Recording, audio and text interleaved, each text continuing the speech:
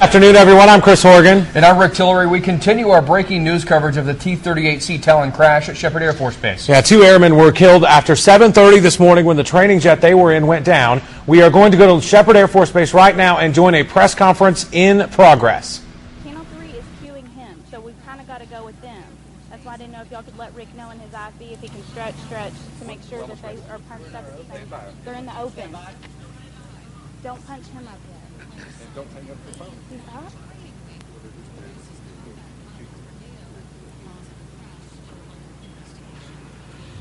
Okay, go ahead.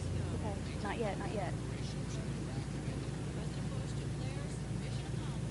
And we have been told have been or did perish in that accident, and we are going to join that press conference as soon as it starts. But this has been a story we've covered all morning. You were out at the scene earlier. I was, yeah, and from our vantage point you could see over the runways, and you could see the T-38C Talon sitting on its belly, but it was burnt. The whole fuselage and the tail and everything was charred, and there was a trail behind it of burnt grass. So obviously it came down and it somehow landed on its belly, but unfortunately we don't know the specifics of it. Hopefully we are able to get that information as soon as we're going to go to that live press conference in just a moment. And characteristically, I hate to speculate on what happened there. We know they do a lot of touch and goes and things like that, so there's a lot of down on the runway and then back up, and a lot of things can happen when the aircraft is under the most stress there. All right, we are going to send it back to the live shot now to get that latest press conference.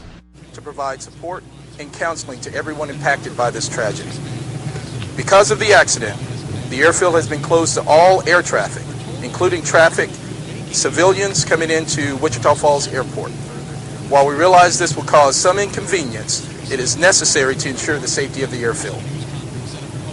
Emergency crews are on hand at the site, and a board of officers will be appointed to investigate the cause.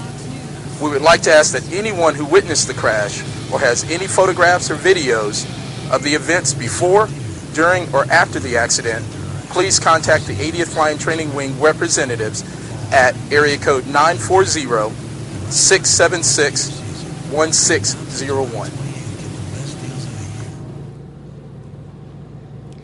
Okay, now that was the absolute latest from Lieutenant Colonel Washington, and now we are joined with George Woodward. He is Director of Public Affairs.